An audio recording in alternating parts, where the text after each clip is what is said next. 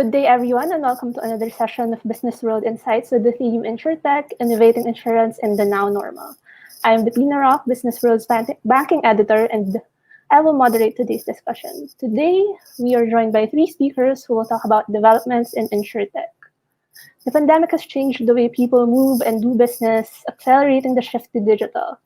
The insurance sector, being one that relies heavily on face-to-face interactions, has been adapting to this new normal to continue serving their clients efficiently. But while innovating comes with opportunities for growth, it also comes with risks and challenges, which we hope to touch on today. Our first speaker is Mr. Michael Royosa, Executive Director of the Philippine Insurers and Reinsurers Association. He recently retired as the President and Chief Operating Officer of Fortune General Insurance Corporation, but continues to serve as its consultant and sits on the board of other companies. Following his stint as chairman of the ASEAN Insurance Council, or the AIC, from 2015 to 2016, he now holds chairmanship of the AIC's Education Committee. Mitch, you have the floor. Thank you, Bettina. Good morning to everyone, and thanks for having me. The COVID-19 pandemic has accelerated the adoption of digital technologies by insurance companies. The Philippine non-life insurance industry has long been looking at Insurtech to speed up company processes, from risk assessment and underwriting to policy issuance and all the way to claim settlement. In fact, in our last PIRA Stakeholders Conference in October of 2019, we focused on this very important development. We were just about to roll out more initiatives to prepare the industry in this area when the pandemic hit. The good thing about this is now we no longer have to convince insurance companies of their need for Insurtech in their businesses. The pandemic and the resulting lockdown did this for us. The question now is no longer whether to go Insurtech or not, but what Insurtech applications should be prioritized and how to implement it with the least amount of downtime. PIRA is grateful to the Insurance Commission for giving us regulatory relief and for allowing the remote selling of insurance at the height of the lockdown. They also agreed to adopt a sandbox approach when dealing with new ways of doing things. However, unlike life insurance, the non-life sector cannot fully function through technology alone or through video conferencing. Risks must be evaluated, and this requires site visits, which are not possible at the height of the lockdown. We hope that Insurtech will be able to address this. We are looking at drones, satellite images, or even street view apps for inspection. This is only for property insurance. We haven't even started talking about marine or aviation or personal accident or medical insurance. I hope you get the picture. For non-life insurance, the Insurtech we need is more complex, more hardcore. We are not just about streamlining processes for the sake of efficiency. Our most basic motive here is to foster trust. Trust between the insurer and the insured.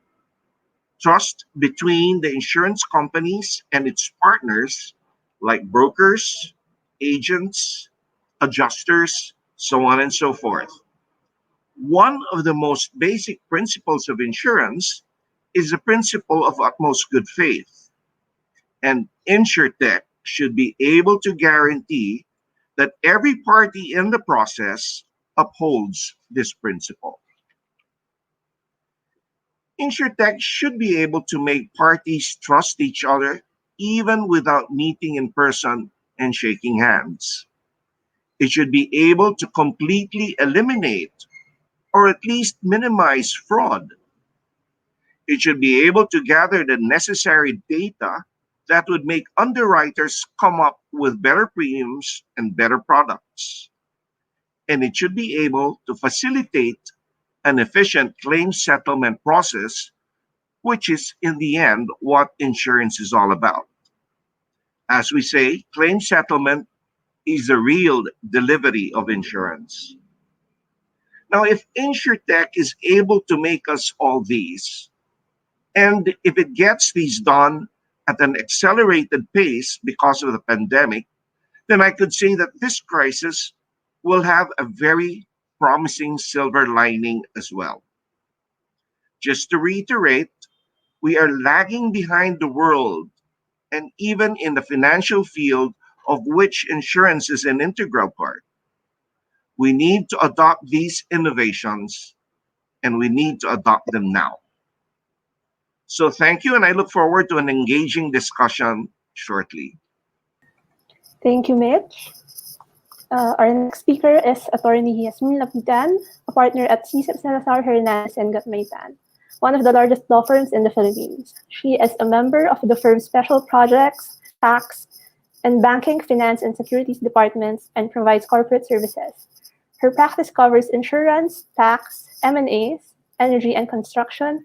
She specializes in insurance law and has broad experience in investments in and in the regulation of this sector. Yes, please give your opening statement. Thank you, Bettina. Good morning to everyone. I am thankful to be here. I definitely am sure that I will learn a lot about Insurtech from the other speakers.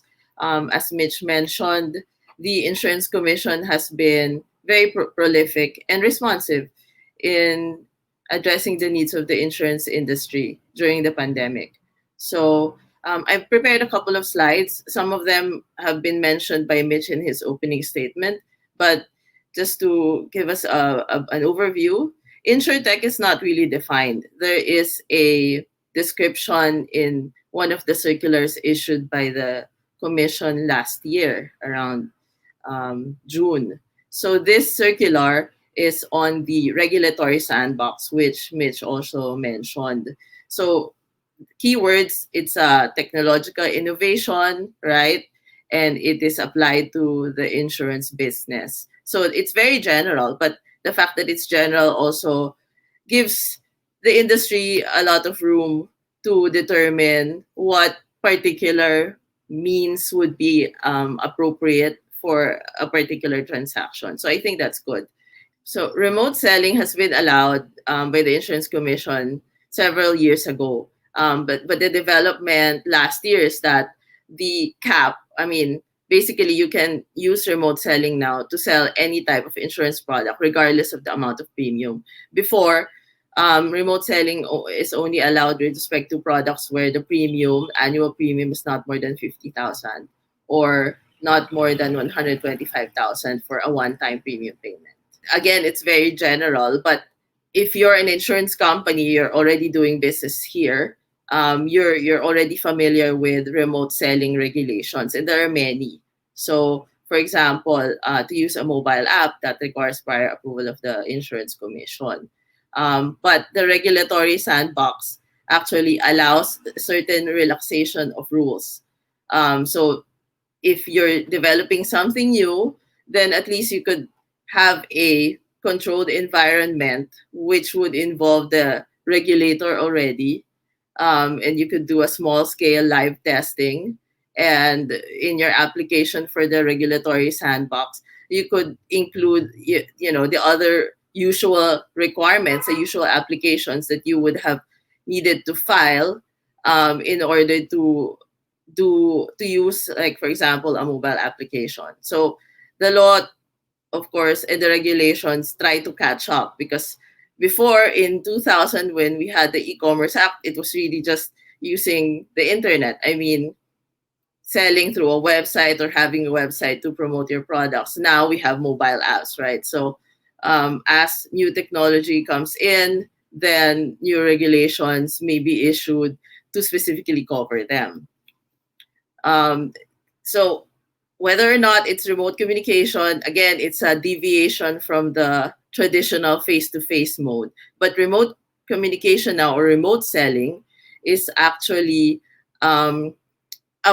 institutionalized by the Insurance Commission also last year in the November circular. And just this year, there has been a very recent circular on a regulatory sandbox for HMOs and the use of fintech. So very exciting times, I'd say. Always for, of course, the benefit of the public, of the insured, and also for the insurance industry players. But let's maybe have an overview of what an insurance transaction is. So in the third slide, I have set out a sort of diagram. It's a very, very simple one. But basically, let's just, maybe this would help us have a frame our discussion that essentially an insurance contract is just between two people. You have the insurer and the insured, but then we know that there are many other players. So you have the insurance agent who really acts for the insurer, and then sometimes the insured, it depends on the product, but sometimes a broker is assisting an insured. And then also we have the tech provider. So this is where Insurtech comes in. A tech provider may or may not need to be licensed by the Insurance Commission. And it's ultimately the insurance company that is responsible for making sure that all of the service providers that are working for it, that are, to which it is outsourcing services, comply with requirements. So with respect to the outsourcing guidelines of the Insurance Commission, maybe for those that have yet to do business here in the Philippines, one thing that should be remembered is that there are those guidelines and there are restrictions on what an insurance company can outsource. And also, even for allowed outsourcing, there may be a need for the service provider to have its own license, for example, a license as an agent or as a broker. And previously, the Insurance Commission tried to require pre-approval of the outsourcing contract, but probably it really doesn't work for in a business setting, right? Because it would delay transactions. So that requirement was later on amended and removed. So now it's really just the outsourcing agreement would form part of the records of the insurance company and can be subject to review by the Insurance Commission. Anyway, every year, an insurance company is subject to audit by the Insurance Commission. So as with any online transaction, one thing that is of concern, of course, is with respect to data privacy. And so if you're an individual, you're trying to get insurance coverage, and of course, you're not dealing with an individual. It's not face-to-face scenario. You can't just call someone and have a real person on the other line. So whenever you're using new tech or an application, one thing to ask yourself is who you're really dealing with. Is it the insurance company? Is that entity licensed by the Insurance Commission? And it's easy to look it up. The list of licensed entities is actually on the website of the Insurance Commission.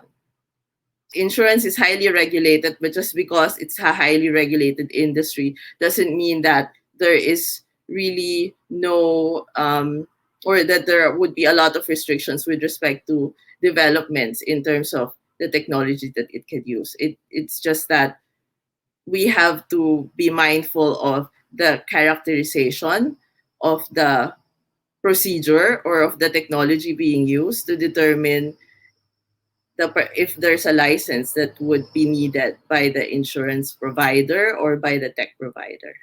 Thank you, Yes. Our third speaker is Mr. Winston Damarillo, Chief Executive Officer of Talino Venture Labs, a venture builder that is home to award-winning startups in the Philippines, Singapore, Bahrain, and the United States. He is also the founder and president of Saffron, an insurtech startup under Talino that aims to make insurance accessible and promote financial inclusion. Winston serves as the executive chairman of Amihan Global Strategies, and he's also the founder of DevCon Philippines, the largest community of tech professionals in the country. Winston, you have the floor. Hi, Bettina. Thank you for having me. So my name is Winston Damarillo. I'm with Saffron. And so we were really particularly curious about the insurance situation in the Philippines about 2 years ago. And so we built Saffron as an insurtech from ground up. So we are very blessed to have learned a lot here in the US where I live. and decided that, hey, Insurtech seems to be a great opportunity to help the Philippines increase the number of insured. No, as you know, our insurance rate in the Philippines is still pretty low, and we are looking for ways to make sure that gets accelerated. So we found Insurtech and building as a company in Insurtech as the way to move forward. So just a very quick overview about what we think the problem of insurance is. So really, from a lay person, as a consumer, I found insurance to be confusing, expensive, and very hard to access. Even if it feels like somebody has to tell you and show you what to do before you can purchase a product, even if you're doing it online. So apparently, this is a problem on both sides of the equation.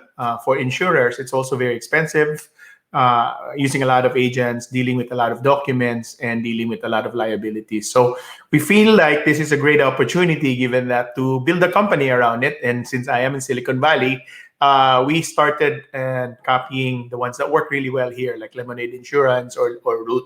So we brought Saffron to the Philippines. We are now a licensed insurance agent from the IC. Our goal is to focus on what we call inclusive insurance. How do we make insurance available for everyone, everywhere? So in this case, we started with a particular area of interest, microinsurance, because we feel like that will help the most Filipinos.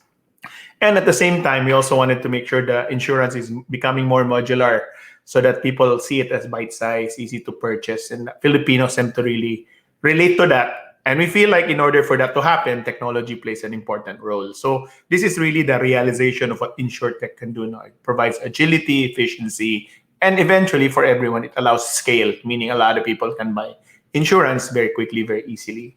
So the pandemic underscored that quite a bit. But if you look at people that really do need insurance, they're the ones that have a hard time getting insurance. So in Saffron, we use Insurtech, we use technology quite a bit, so that we can sell small insurance. And small insurance is what we feel most Filipinos need. No, small insurance means like a $10 per quarter motorcycle insurance, or a $10 a quarter calamity insurance, or a $7 a year insurance against, say, dengue, or now even COVID, and a $10 insurance per year for your first investments in education, for example, your computers or your gadgets. So this is really where we see the most promise of Insurtech as a starting point here in the Philippines. And so we put that into practice, and it does work. And it fits perfectly for Filipinos. So what does Insurtech, what does it really mean, right? Insurtech means that it's not just you put an insurance product online and you can purchase using a credit card and that's it. With Insurtech, you really have the opportunity to change the whole end-to-end cycle of insurance. No? From the beginning. Now, if insurance is hard to purchase, then make it more conversational. So, for instance, we do that. You can now chatbot, talk to someone, and that particular person you're talking to over the line in chatbot understands your dialect, as an example. We've worked on simplifying the forms. Forms are really hard in insurance, and there's so many of them. So we use OCR, ICR, para people just take pictures and be able to apply for insurance. And lastly, we use technology, AI in particular, and process automation, and people don't see it, so it's all in the background.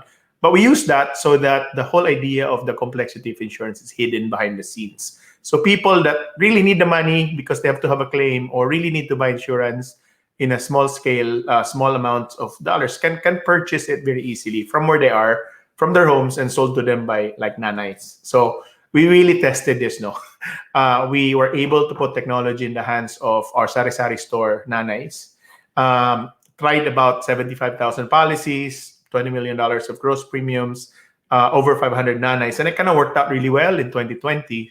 So the promise of Insurtech really is here. No? It's to use technology to enable retail insurance to happen, to make it cheap and easy to buy, cheap and easy to process. So where we're going with this, and our advocacy here, obviously in the market, is to ensure that we have this insurance marketplace. Now, for that, something that will, for customers, makes it easy and accessible for them, for insurers to make it affordable to sell and automated, so that we keep the cost down.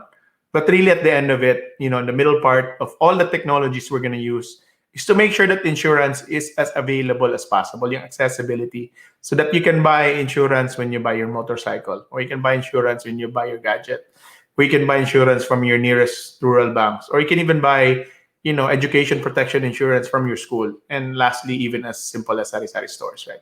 If we make insurance accessible that way, then we make insurance available for everyone, and technology really helps on that. And that's where we apply all the tech relating to insurance. And this is actually win-win for both sides.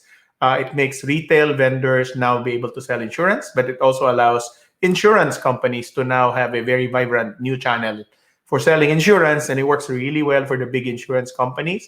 But we're really now beginning to also look at the small and medium-sized insurance companies, so that they also have this availability of the channel in the marketplace. So really interesting topic. I want to share with you what we've done in the last 2 years. I think this is just a beginning, and I think that as we get more comfortable with technology, Insurtech is gonna be here, and it's gonna be like when Amazon came in and competed with Barnes and Noble here in the US. So maraming salamat. Thank you for that, Winston.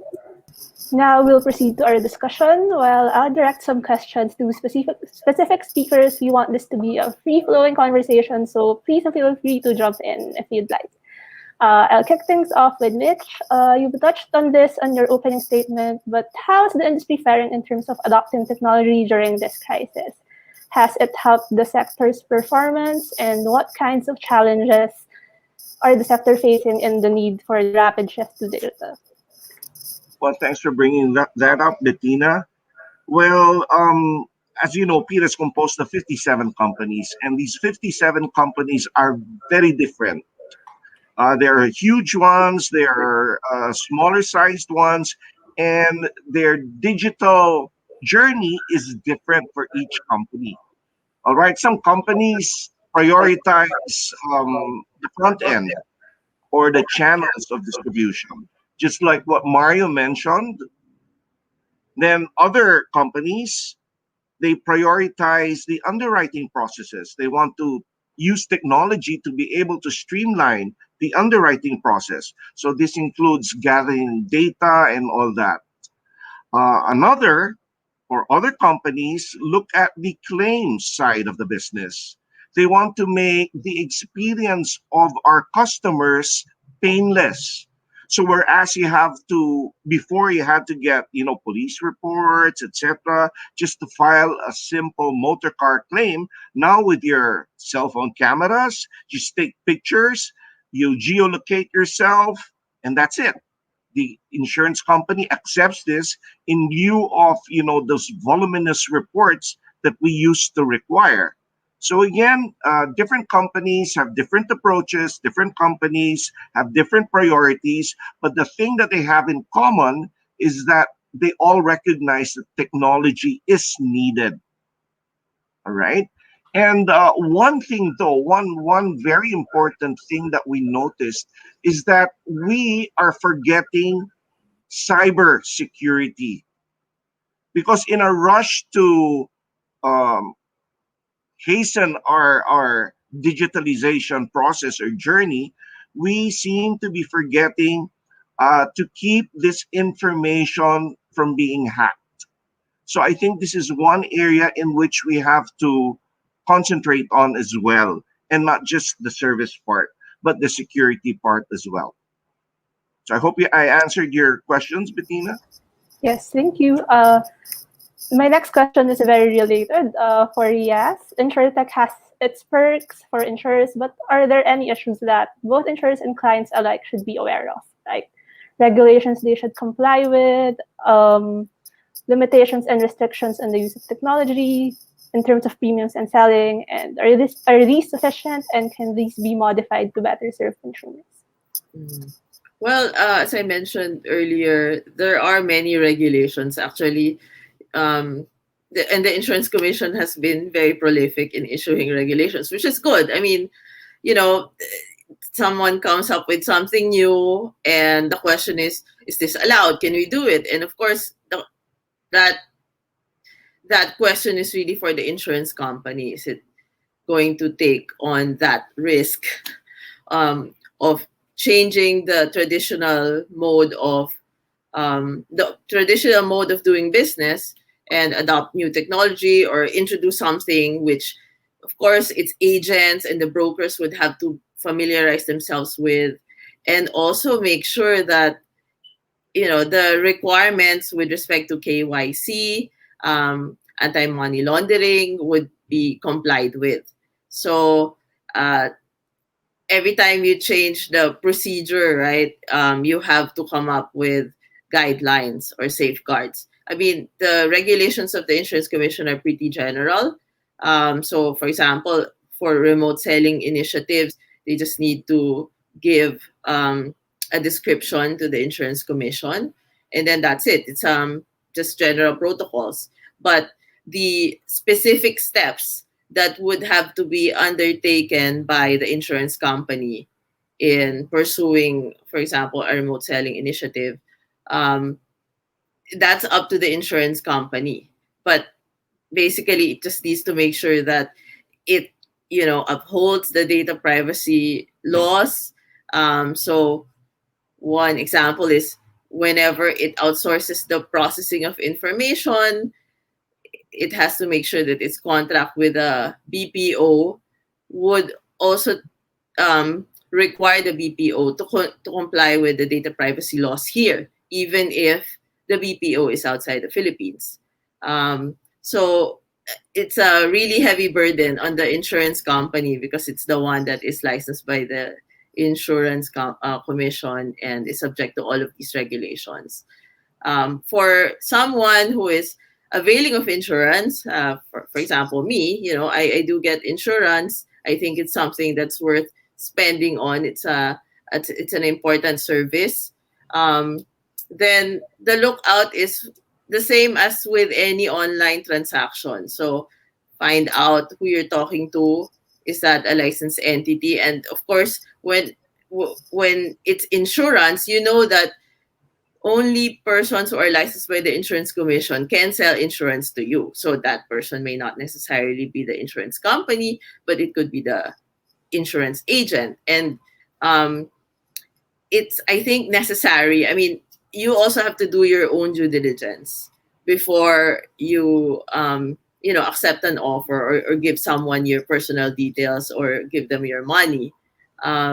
So I'm sure during the pandemic, there have been a lot of cases on hacking, right, or identity fraud.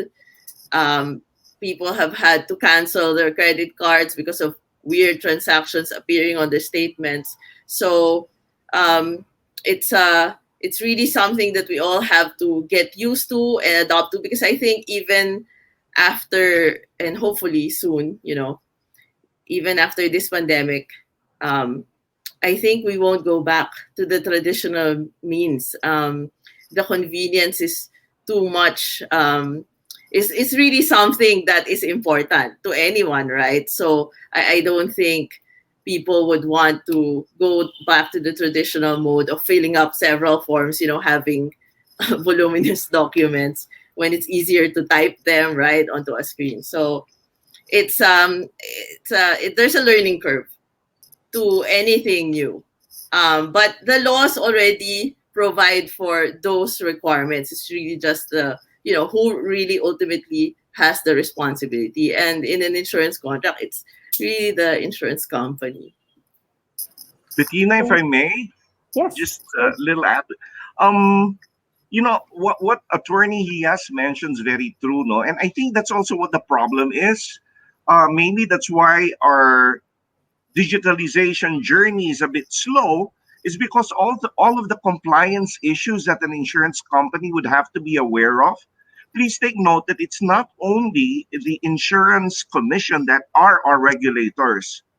We have other regulators as well. Everybody from the Data Privacy Commission, the Anti-Competition Commission, the SEC, the BIR, even all the government agencies, all the way down to the LGUs. See, so sometimes we're navigating a minefield and we have to be very careful. So our digitalization process should take into all of these into consideration. Thank you. For Winston, for insurers that have yet to use technology in their services, where can they start? How important is it for firms to begin digitizing, and how will this help them widen their reach and help push financial inclusion? Well, I echo the issues, by the way, as described by Michael, and attorney. It's really there's a big on ramp to digitization. So, in addition to figuring out the technology, you need to have a little bit of a cultural shift to have a perspective of user experience and how do you present insurance from a customer's perspective. So that's really important. But the other thing to consider is, there's all this crisscross of regulatory minefield that you have to go through, right? For instance, to onboard a person that's not in your office, you have KYC that you have to deal with. To issue invoices, you have to talk to BIR and have electronic invoicing supported. And then to make sure your offering online is supported, then you need to make sure that the IC is happy with your electronic policy. So there's a lot of things that it kind of gets in the way of digitization. So what we've seen, though, and this is good news for everyone, is that you can actually leverage existing designs. So in our case naman, we actually provided technology overlay to an insurance company, which means that we took over as if we were an agent, but a digital agent in front of an insurance company. And then we took care of all the on-ramp to digitization. So we do the KYC, we did all the digitization of the policy and the electronic invoicing, and even the collection of cashless payments, diba? So once that happens, and so the insurance company can act like an insurance company or a reinsurance company. So it simplifies their life and get onboarded in the digital ecosystem. So that's a good place to start. And then as most insurance companies get more comfortable with digitization, that change, the transformation actually extends from the front end and eventually into the operations of the company. So they started to then use workflow system. They started to get more comfortable in paperless and scanning and OCR, and they start getting a little bit more comfortable on offsite, case investigations. So I think it's a step into the process. But what's really exciting about the insurance ecosystem here in the Philippines is that there's that desire to serve the insurance customer. So I think whether it's, layered digital transformation, meaning you use a front-end partner, or you dive right into digitization, I think that's happening naman. And that's exciting. And that's what's going on in the ecosystem right now and moving fast. The pandemic helped out in putting that focus into it. Thank you. Since we're already talking about the regulatory framework for Insurtech, let's just go into it. How important is it to the growth of Insurtech? Do our current legislation or regulations support the emergence of and adoption of technologies? Are there issues or areas that remain unaddressed? Maybe Hias can start. I think the Insurance Commission has been very responsive. Of course, it's not like I spoke with the commissioner about this, okay? But just looking at the issuances, like, okay, so even before the pandemic started last year, there were additional regulations on online filing. It prescribed forms to make it easier for the supervised entities to report. And then when the pandemic hit, then it allowed remote selling for life and then for non-life, and it's supposed to be only applicable during the ECQ, but then the ECQ got extended, and so the commission issued regulations to extend also the period within which remote selling can be done. And then later on in November, it said, well, remote selling is institutionalized. It's basically, a primary mode also of selling insurance in addition to face-to-face selling. So that shows you that the Insurance Commission sees what's happening. Of course, whatever's happening, if there's, of course, as a regulator, your lookout really is to determine if there are enough safeguards or guidance. And you want to be there for your supervised entities because they really look to you. So again, as a supervised entity, there's that, of course, reservation. I mean, do I take on something very new?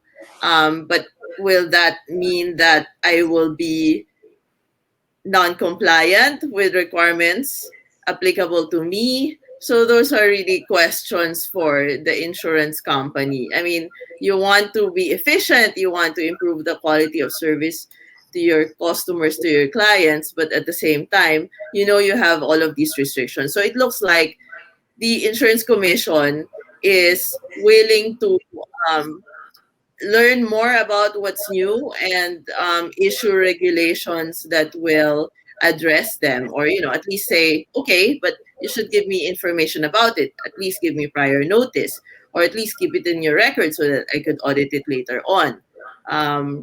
So it seems that from a regulator standpoint, I mean, knowing that it is primarily subject to supervision by the Insurance Commission, it seems that the Insurance Commission is business friendly in that sense.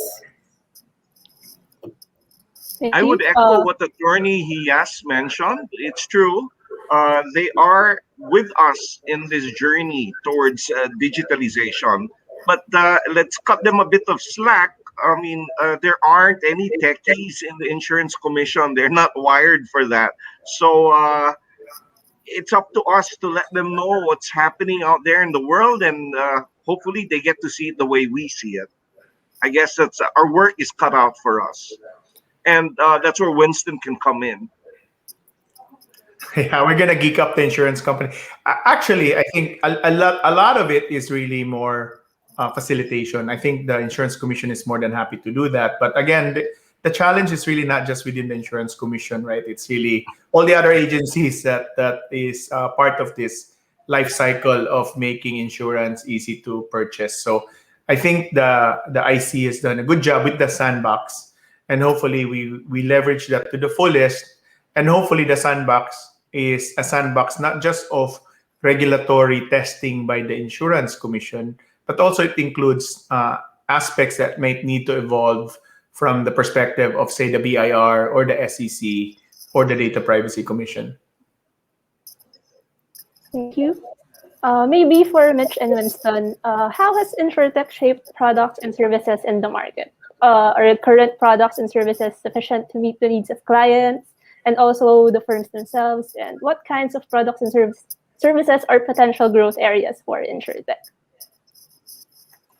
Winston, you go first. Well, I'll start. So the area that I was really spending a lot of effort in is the microinsurance, because we think that these are the people who need it the most, and this is the market that's hard to serve, because as we said, insurance is complicated. So if you're selling a low-cost insurance, you don't have any more money for commissions to the agents.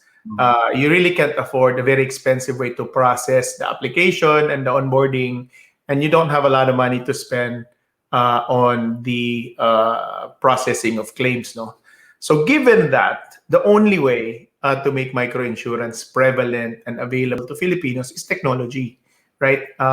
We make it easy by having a chatbot help explain what it is. We actually, take policies. They write it on paper. We take a picture and use OCR. So it's very simple from that perspective. And then we use the tools of technology, like taking pictures and geotagging, to simplify claims processing. So we have to reduce the operational cost of insurance so we can reduce the cost of insurance. So I think technology really plays an important role in microinsurance. And I think microinsurance plays an important role of protecting as many Filipinos as possible. So we're starting there, and I think it's moving up as well, up the chain. Okay. You know what Winston is doing is very important, because financial inclusivity is very important even for insurance. There's a lot of our population that don't get the service from insurance, and Winston's technology is making that happen. So thanks, Winston. But you know what? Distribution isn't only one of the areas in which technology can help or create new products or systems. Just underwriting, for example. In a conversation that I had with the Insurance Commission, we were talking about the way we underwrite motor car insurance, for example. Right now, what we're looking at when we look at a motor car is the age, make, model of a car. but that doesn't actually give you a very correct picture of the risk that that particular car faces. What you should be looking into is who's driving it, where is it parked, etc.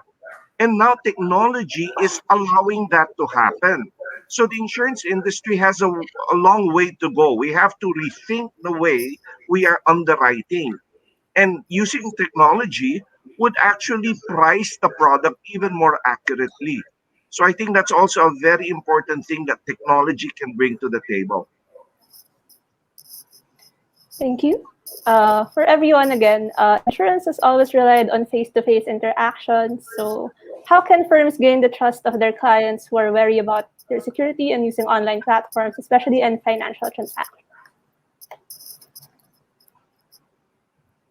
Well, I would argue that sometimes non-face-to-face or digitally aided interactions can sometimes be better than face-to-face, no? Because it's available all the time. You can ask questions incrementally if it's enabled. So in our case, we use chatbots. And chatbots is a friendly way for people to ask questions about their policy. It's an instant way to ask you what they should do in the middle of the night or in the middle of the weekend. It's a way for you to communicate even more than just verbally. You can communicate pictures, locations, damages, what happened, if you use it appropriately. So I do not think there are a lot of aspects in insurance that requires trust and therefore can only be done when you're in front of somebody that's credible in front of you. However, in the vast issues of insurance, when you have to communicate, right, it's clarifying, asking questions, changing your insurance, making a claim, that can now be augmented. And especially with the pandemic, I think we all got used to Zoom, we all got used to chatbots, we all got used to Messenger. So I think that is now a strong complement to the process of selling and servicing people in insurance industry. So I think it gets better, and I don't think that technology is replacing the human touch. It's just adding more channels to it. Would you like to add anything to that? Maybe Mitch? Well, I agree with Winston. Although face to face is important, Winston's right in saying that it just adds more channels.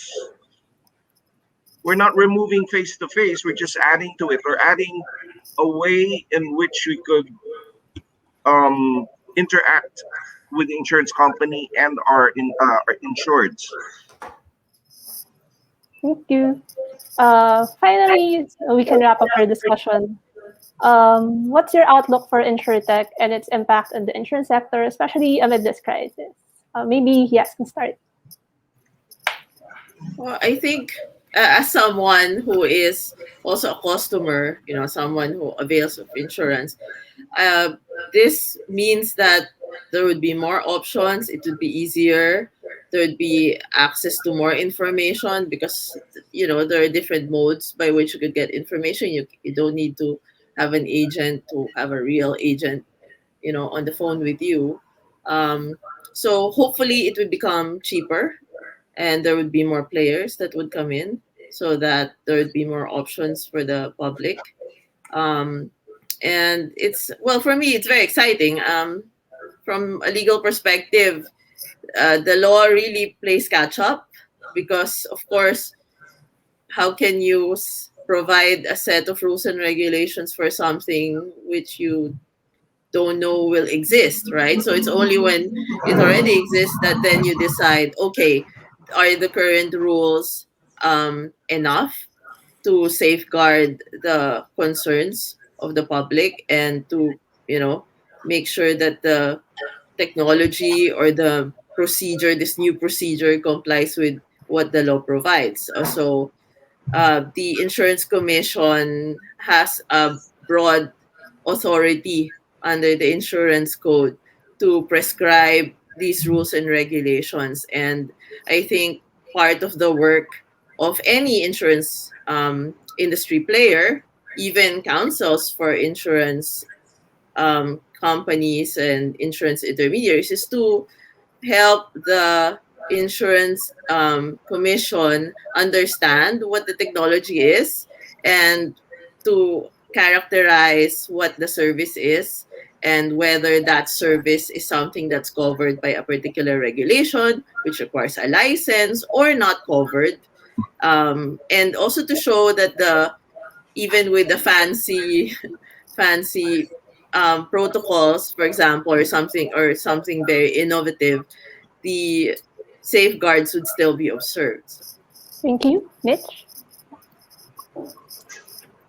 Well, Attorney Yes is perfectly right in saying that. And I just wanted to say one thing. Technology is good for the industry, and we have to do it now. We're playing catch up, and there's a lot of ground to cover. Thank you. Winston? Yeah, so for me, I think I'm a geek, so I enjoy doing this, and I like the opportunity to use technology to help now. So what we're really discovering is that insurance shouldn't be viewed as a prerequisite or kailangan, right? I think insurance should be viewed as a something I want to buy. I want to enjoy buying because it protects me, protects the things I care about, and it protects the